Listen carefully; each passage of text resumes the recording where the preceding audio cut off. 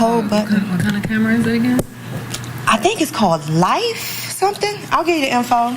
It was only $79, and it's waterproof. You can, underwater stuff. But it's not fast like the GoPro. It doesn't keep up with your, action. Crazy action. No, but it's perfect for this. Exactly. I was using the phone before. A Google Pixel 2. If I had a suggestion. I'm listening. It seems like a lot of headroom. Can we get... I can't. Because I want to get the sign. Oh, okay. Okay. So you want it tighter? Well, I can't adjust it now. That okay. I see what you're doing. You need that sign. So either we need to get some taller chairs. It's the producer and me. Some taller chairs. I know. Or lower the sign. Also, you don't know these answers. It's so funny. I was ready to come in here and act like I knew. I don't even remember. Good, but it may ring a bell. Yeah. Okay, I'm sweating. Well, that's okay if I'm smart. What? It's okay if I'm smart and know one or two. Oh. All right. Ada? Should I call you Ada or Ida? Ida. I let black people call me Ada for so long. Okay. I know. I used to argue with people. Ida. Ada killed last night. I was like, who's that? My grandmother's name. Okay, hold on, let me start over. Hey guys, welcome to another edition of my podcast, Shut the Front Door. I'm your host, Sean Jennifer, and today I have the lovely Aida Rodriguez. Oh, I thought I was going to be lovely. No, you're beautiful. Beautiful. No, you're cute, you're pretty. Handsome. I wanted to say pretty because that's a woman. I am. If I had wavy hair, the very handsome Chris Spencer, my play brother. Is there an applause button you can push? Oh, yeah. They'll applaud naturally. Okay, go ahead.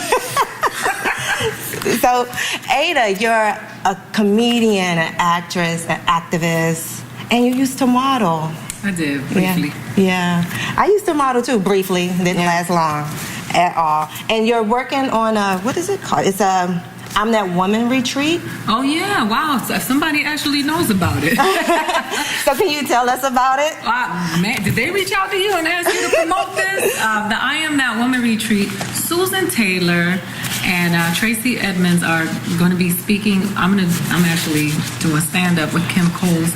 We're going to Mexico, like this amazing Mexico resort for women to come and reinvent themselves when they reach the next phase in their life, regardless of their age.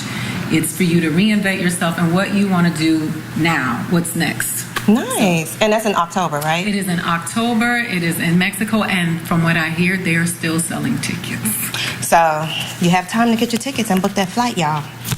And Christopher. Yes. I love you like a brother. You always come through for me. I have to. You'll talk shit after if I don't. And I got cussed out by this one the other day. Who? Early this morning, Ida. Why she cuss you out? The same shit you say. Just. Oh, okay. We have little sisters. What I gotta do to be in? Right? And I reminded her of two things that I put her in, and she's like, "Oh, my bad." Chris does look out. He always come through. And if you guys don't know Chris, he's the BFF of all your favorite comedians. I wrote a joke. Boom, boom, ha. But no kidding. Chris created The Real Husbands of Hollywood, writer, producer of Grownish, and a million other things that you've seen on TV and laughed your butt off. Oh, and you summer with the Obamas, don't you? I mean, it doesn't everybody. No, I don't summer with them. I go to the same place they be at. I be like, hey! And then I see them and they see me. We ain't hanging out like that. But you play golf? I play golf with them, yeah. But it ain't like, let's go get something to eat after. It's like, we play golf. Does he still have Secret Service? Yes. But it's not the same dynamic as it was when he was president. When we first played, it was like 50, 60, 75 people on the course. Wow. And now, it was like I'm 8. sorry, I'm hot. But they still got guns. Yeah. So did you see him in Martha's Vineyard over the weekend? Yeah. Oh, nice. Is it FOI? No, it's not. Well, Roseanne said it's FOI. Anyway. I thought the bitch was white. That's my favorite line. Oh my gosh. She's need medication. I was just looking at some old text messages and I got a text from her. And I was just like... From Last Comic Standing? After. She went to Gersh and Gersh asked her to call me so I could sign with them, to convince me to sign with them. And she was like, I told them that you are going to be a big superstar one day and that they need to roll out the red carpet for you. And I was like, damn, that text would have been worth something right now. That's messed up. Awful. Dang. Your letter of recommendation you can't even use because she's Coco.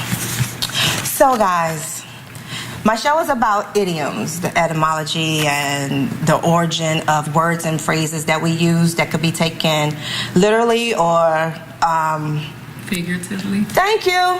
She is so smart. That's what I like about your comedy. Thank you. It makes you think. You're laughing your ass off and you're learning at the same time. Damn, I thought y'all wanted me to do the Cabbage Patch. Oh, yo. I ain't never gonna make it because I will not dance on stage. You're not gonna shuck? No. Ain't no shucking the driving. Ain't no Chris shuck. turns his head. Ain't no shucking with Ida. You said Kim Coles, and lo and behold, she's right there on the wall. Oh, she's on a retreat, right? Yeah, she's on a retreat. Nice. Okay, so today's idioms are like different classes of society. So our first idiom is an arm and a leg. So can you tell me what you think? First, tell me what it means to you, and then tell me what you think the origin of it is. So it costs an arm and a leg means it's very expensive. Okay. But I think it comes from people that were poor, and it felt like an arm and a leg. Maybe somebody actually lost an arm and a leg at some point, right? You know, and now the more that I learn stuff about origins, there's some really crazy stuff that happened. Right. You know, so I think somebody lost an arm and a leg. I don't think I can top that. I think somebody was like, here, I got $5. They go, how about, we need a little bit more. And he's like, well, you want my arm and my leg? And then lo and behold, he hopped out of there. He took down. The best cantaloupe he ever had with his left arm. What is it? Well, that is arm and a leg, meaning when something costs an arm and a leg, it's going to be extremely expensive. Losing an arm and a leg is a heavy price to pay. So the origin this is just a theory. None of this is, well, some of these things are proven, but I don't know about this one. They said that in the 19th century, when families would take pictures, that the artists would usually just paint a bust. Not take pictures, I'm sorry. Paintings. They would paint just a bust, the head and shoulders. And if you wanted your arms, that's an additional fee. And if you wanted your legs, that's additional fee. I like that. So that's why, you know, back in the day, you may just see a painting of someone's just upper torso. I don't know. Wow. Yeah. So it costs an arm and a leg. Wow. Olin Mills is like, they should call it a son or a daughter. You gotta pick which one of your kids to be in the picture because now it's so expensive. I like that. Okay. Let's move the mic a little closer. Sorry. Yeah. Sorry. Do you have any paintings? Listen, I don't even want to talk about how we have nothing on our wall. We've Yes, been in y'all this house do. for 12 years. Are you serious? We're like fugitives. No, y'all do. We're like we're waiting for somebody to knock on the door and we're going to run out the back door. Y'all Jamaican fugitives? Nothing. There's nothing on the wall. You seem like you would have a painting, a mural of your family on the wall. We should. They have a painting of their family on Instagram. Because you can't get likes on portraits. That's the problem. Once you figure that out, people can go by and ring the doorbell and give us a like. Aida, that was a good one. Okay. So this brings us to our next idiom. I am so sorry, I'm sweating like a dog. That's all right. Okay. That should be one. What I was going to say, we're sweating like a dog. Look, that's a good one. Look, this is not tie-dye, this is sweat. Sorry. Okay, anyway. Our next idiom is upper crust. So, Chris, what do you think? Considering I am one. Yes, you are.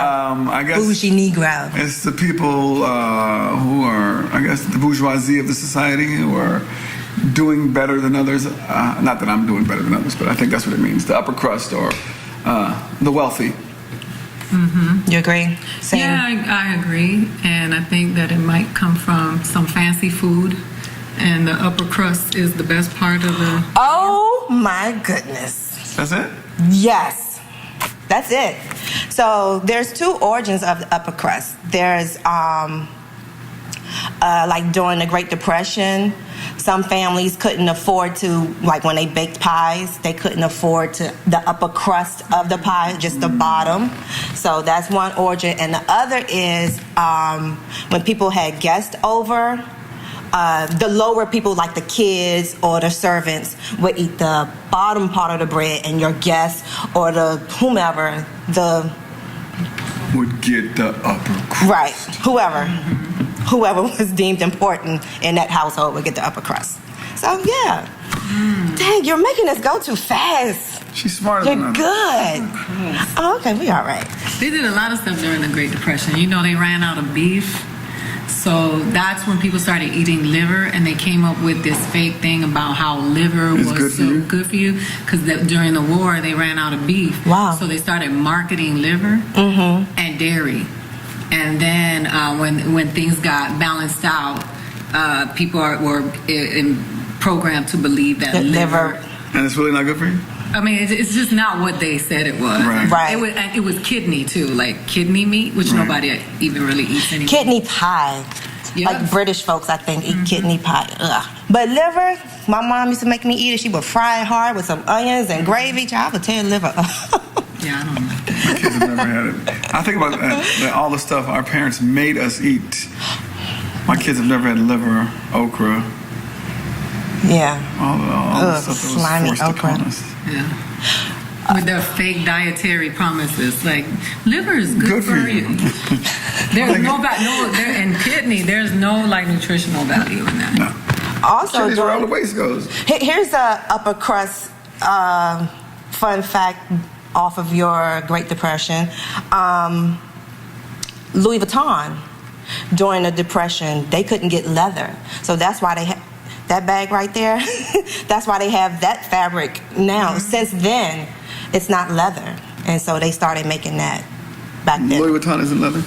No, I'm sure they have leather products, but that epi stuff, the epi, the damier, that fabric, that's not leather, and that's when they started making it back then. So she wants a $2,700 She wants leather bag. I knew it wasn't leather when I used to touch it. I was like, Vanessa does, Vanessa wants everything. and you should give her the world. And there should be no seams on the L's and the V's. No seams? No, if there are seams on the L's and the V's, they're not real, because Louis Vuitton doesn't cut off their logo for anything. I used to be rich. Well, my wife has a Larry Vuitton, so it don't matter. Okay, so this brings us to our next idiom, which is dirt poor. Well, they are all seem to be one family. Yes. Yeah, Ida, you first. She's like, this is the single mom edition.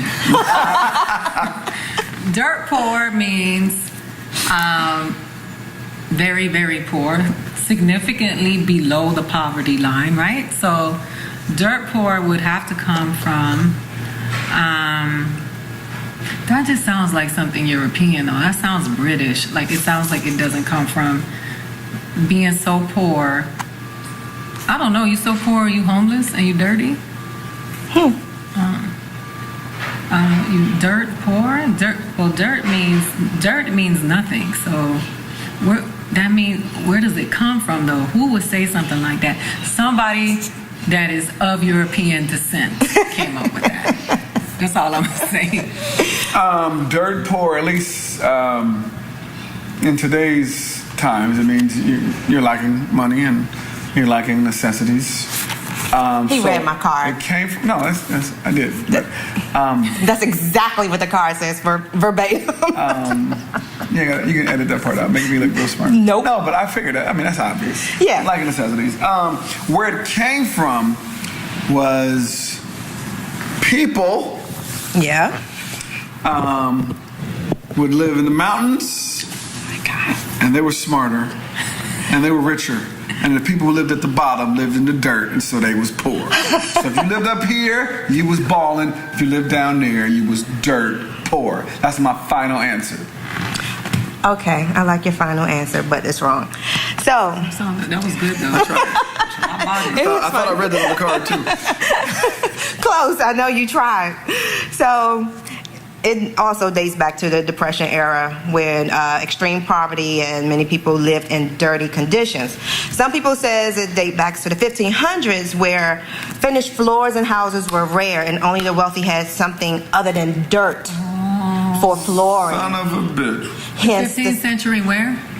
I don't know if it's the States or you think it's UK or yeah. I don't know. We weren't here in the 15th century. Also, it said that the wealthy had slate floors and they would get slippery in the winter. And so they would put straw. And straw is also called thresh. And so that's where the term threshold comes from, your doorway. Yeah. You know, did you carry Vanessa over the threshold? Yes, I did. No, you didn't. I did. You don't lift nothing. I left Vanessa that one day. And I've been carrying her ever since. It's good to be on a podcast where you actually learn something. This is different. Oh, yay. Instead of sitting around talking about Relationships. Who stole jokes. and who booked the late night set. And did Corey really beat such and such? It's just, this is refreshing. Oh, yay. Thank you. I remember when I gave you this idea. I was like, Sean, you can't just interview bald-headed models, okay? You got to think of something. You sound like Marcus King. I always making fun of him because Marcus was like, I could just remember you saying, yeah, I told Jesus not to do it. You know, me and Moses just hung out and we talked. This was before Jamie Foxx. And I'm like, yeah, he is so, everybody you talk about, he always has a story about. Hilarious. That's a great story. Oh, Marcus King, I haven't seen him in forever. So, guys, this brings us to our last idiom. Damn it! I know. You guys are on the road. Thanks for the good feedback, too. I love it. So, our last idiom is piss poor. Is that worse than dirt poor? They're probably neck and neck. Piss poor. I mean, the obvious is... I know what it is. Tell me. Or is that, I'm thinking of a pot to piss in. If you ain't got a pot to piss in, you're piss poor. Final answer. Yeah, no, that's what I thought, that if you're piss poor, or you pee on yourself, and you're so poor, but you look like you look like you pee on yourself. But I thought what you said, that if you're so poor you don't have a pot to piss in. Okay. So those two idioms, and you're both very close. So piss poor is to be financially lacking sufficient money to live a standard, what's considered comfortable or normal in society.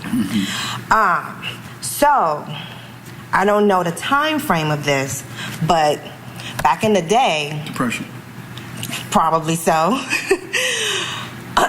People, they used to tan animal skin with human urine. So a family would pee in a pot and, throughout the day collect the piss and take it down to the tannery, and they would dye the animal skins with it. Which brings on the other idiom, a pot to piss in. You were really poor if you couldn't buy a pot to piss in to go sell your piss. So that's where that comes from. So who was buying the tanned animal skin? We were, or whoever. Yeah. For the cold? For the cold. Just to give it another color. And hepatitis. But people who peed in the pots sold their pee. But they weren't poor. They're poor. They were poor. That's why they were But if you didn't have a pot to piss in, you're very poor. You was real poor. You was dirt poor. So piss poor, the exact actual... Piss poor, they sold their pee for money. And then a pot to piss in was less than that. A pot to piss in, if you couldn't afford a pot to piss in, then you were really poor. Wow. Okay. Yeah. Interesting. It's good to come to the show to find out that I'm intermediate, somewhere between dirt poor and piss poor. Right. Shut up. Is there middle crust? I think I'm middle crust. I'm the filling. How about the filling? Let's be the apple slices. I'm at the bottom, the graham cracker at the bottom. Oh, no. That's the best part. Like the cheesecake, the graham cracker crust. Yes. See? Will be the best part. Well, I am. You're the. That's conditioning because you're piss poor. I'm the crust. See, see. So what see are how our four they today? do? Piss poor, upper crust, dirt poor, Arm and a leg. arm and a leg. They were all about finances. And Economic I'm gonna take status. this. Yes. I'm gonna take this. Arm and a leg is a cheese. Yeah, that was great. Cool. Thanks, Sean Jennifer. I know. Thank you, Christopher Spencer. And we didn't even call us arm and a leg. Who's paying us? I know. And Thank you, Ins, for letting us use your wonderful venue, the Comedy Union. we're Oh, we saying thank you on just air. shouted you out. Oh, okay. Thank you guys for tuning in. Check us out again. Again? Yes. Ida Rodriguez. Oh, Funny Ida. Funny Ida, that's your Twitter and your... Instagram. Nice. Funny Ida. AIDA. Yes. And the real Chris Spencer Instagram. Nobody tweets anymore, so I stopped. Unless it's the president or y'all's president. Yeah. So it's just Instagram.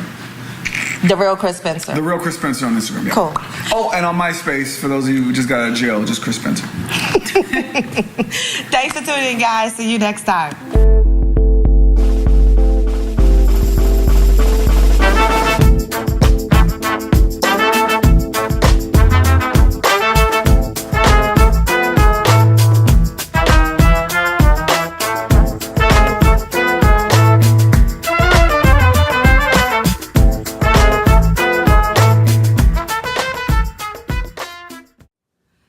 Hey guys, what is your idiom? For instance, is there a phrase or term that you use a lot and you know the actual origin of it? Like for instance, it's raining cats and dogs. Or to take a shot. Did you know that the term to take a shot came from Western times? A cowboy would go into a saloon, and if he didn't have money to give the barkeep to pay for his drink, he would in turn give the barkeep one bullet. And what is one bullet? It represents one shot. In exchange, he would get a small amount of liquor. So what's your idiom? Talk to me. Inbox me right here, or, post it down there. Inbox me or post it. Thank you.